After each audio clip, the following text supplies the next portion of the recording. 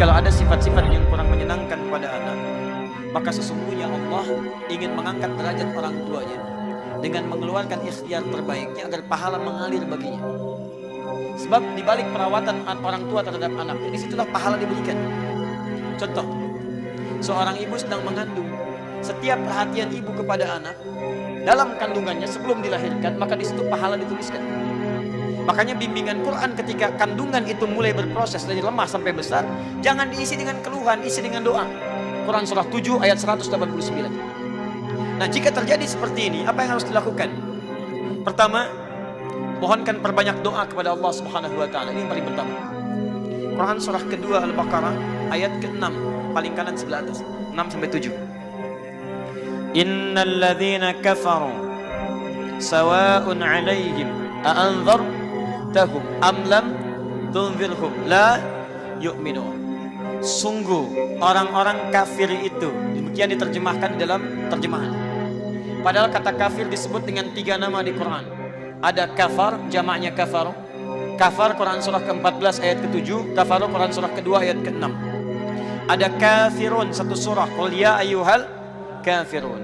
Ada yang ketiga disebut dengan kuffar, kuffar Quran surah ke-48 ayat ke-29. Muhammadur Rasulullah walladzina ma'ahu asyidda'u 'alal kuffar. Kalau disebutkan kafar kafaru, itu bukan orangnya secara umum, tapi perilaku yang menyimpang. Di setiap ada perilaku yang menyimpang dari ketentuan Allah disebut dengan kafar. Bahkan ada orang yang mengerjakannya, itu orang yang mengaku Islam. Misal, maaf ya, ada orang mengaku Islam, mengaku beriman, tapi tidak mau mengerjakan ibadah kepada Allah. Sedangkan yang tidak ibadah itu adalah orang kafir, maka perbuatannya disebut dengan kafar. Contoh, ada orang Islam yang tidak mau sholat? Ada, contohnya pertanyaan ini.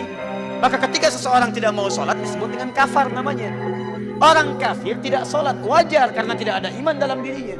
Maka ketika ada seorang mengaku beriman tidak sholat, perbuatannya disebut dengan kafar, serupa dengan orang kafir walaupun dia tidak keluar dari Islam. Contoh, ada orang kaya nggak mau zakat, ada orang seperti itu. Ada orang kafir kaya tidak zakat karena tidak ada iman dalam dirinya. Tapi orang kaya kemudian muslim mengaku beriman tidak mau zakat. Turun Quran surah ke-14 ayat ke-7. La in syakartum wa la in kafartum. Kafar di situ dia tidak mensyukuri nikmat hartanya. Dia tidak mengeluarkan zakat dan infaknya, tapi dia tidak keluar dari Islam. Maka kalau ada yang seperti itu sulit diingatkan, jangan diingatkan lagi dulu. Capek. Caranya sentuh dia dengan doa. Sentuh dengan doa. Kalau ada sesuatu tidak bisa diingatkan dengan akal, maka sentuh dengan bahasa hati.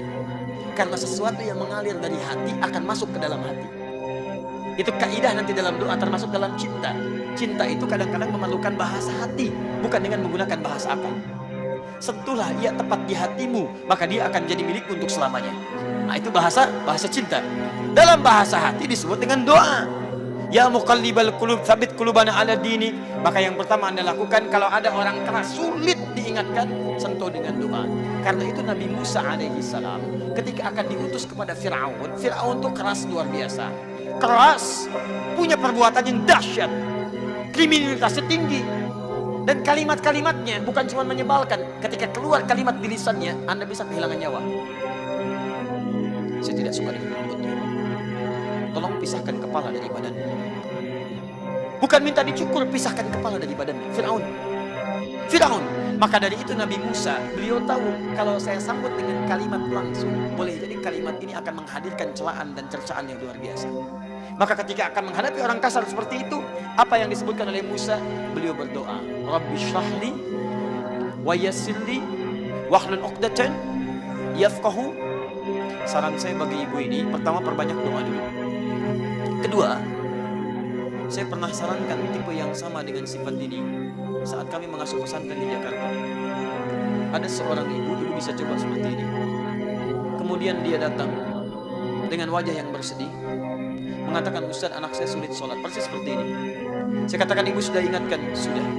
Berapa kali? Sekian kali. Ibu jangan ingatkan lagi. Malam ini ibu sholat. Kemudian ibu sholat di sampingnya tengah malam. Dekat kamarnya, ibu berdoa kepada Allah. Minta tepat di samping anak itu. Sentuh Allah dengan kalimat-kalimat yang kuat. Sebut al-asmaul husna, Quran surah ke-17 ayat 110 sampai 111. Mintakan kepada Allah dengan ikhtiar ibu yang telah merawatnya. Sebutkan, ya Allah, engkau titipkan dia kepada saya, bukan kepada ibu yang lain. Engkau yang tetapkan saya mengandung dia, bukan ibu yang lain. Engkau tetapkan kepada saya untuk menyusuinya, bukan ibu yang lain. Dan engkau tetapkan kepada saya untuk merawatnya, bukan ibu yang lain.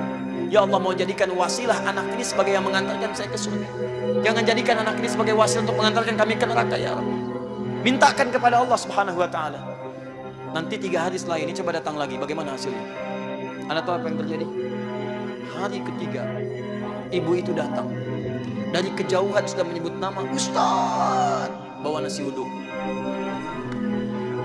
Dekat wajahnya senyum. Saya tanya, kenapa Bu? Alhamdulillah, anak saya sudah sholat. Rupanya pada malam yang ketiga, anaknya bangkit, menangis, anaknya dipeluk ibundanya. Mama, maafkan saya, Mama. Mama, maafkan saya, Mama. Saya dengar Mama setiap malam menangis di samping saya. Mama bermohon begini-begini. Saya mohon maaf. Saya bukannya tidak mau sholat, tapi tidak ada yang mencontohkan saya sholat sebelumnya. Bukankah baru sekarang Mama sholat? Bapak juga begitu. Perhatian kurang pada saya.